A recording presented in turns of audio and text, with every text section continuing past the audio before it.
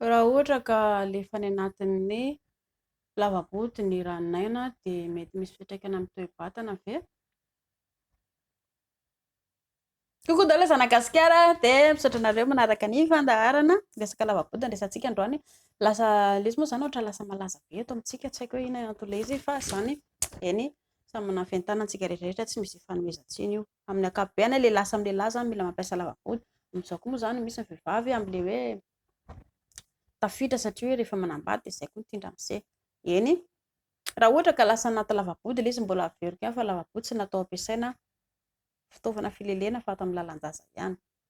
Ilay izy koa nefa natokana ho an'ny lehilahy samy lehilahy. Lehilahy samy lehilahy lavaboty ny ampiasaina. Any amin'ny dokotera miezaka ianareo manontany any amin'ny dokotera, misy fanafody antsoina hoe PrEP izay.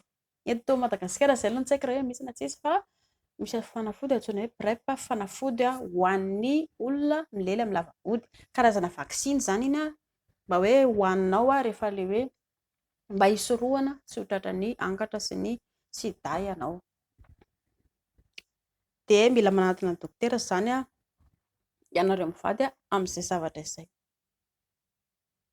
Izao anefa hoe mety misy voka-dratsiny ve lavaboty rehefa lavaboty no ampiasaina dia voalohany lalana anankiray hatongavana amin'ny angatra syphilis na ohatra ny sida ihany koa. Ny olo-malaza anie ry zareo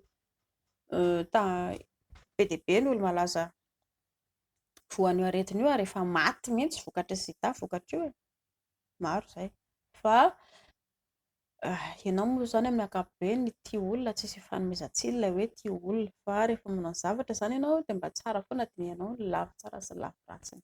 Misy fanontaniana mipetraka hoe voan'ny hémorroïde raha ohatra ka any amin'ny lavaboty, tsisy idiran'ny hémorroïde ny lavaboty fa raha ohatra fantatrao mihitsy ianao fa misy hémorroïde dia didiana aloha ilay hémorroïde ohatran'ny karazana tandra izay ilay izy. Eto amin'ny vavan'ny lavaboty eto indraindray koa ilay izy miditra any anaty lavaboty anatinay ihany.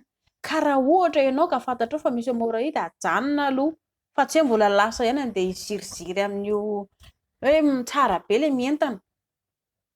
Mahasoa aloha jerena hoe ndana aingana didiana ny hémorroïde sitrana tsara dia velona amin'ny lavaboty raha ohatra ka anao. Efa misy ihany koa izao ny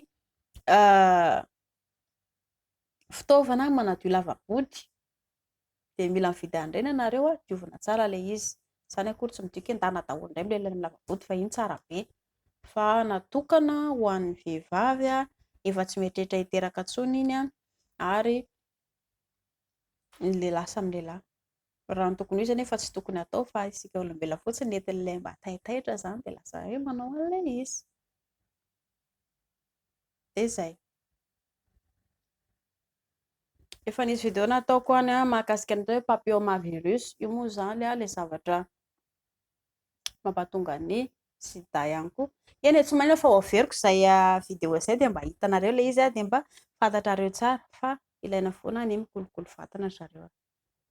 Dia izay. Mankasitraka tompoko.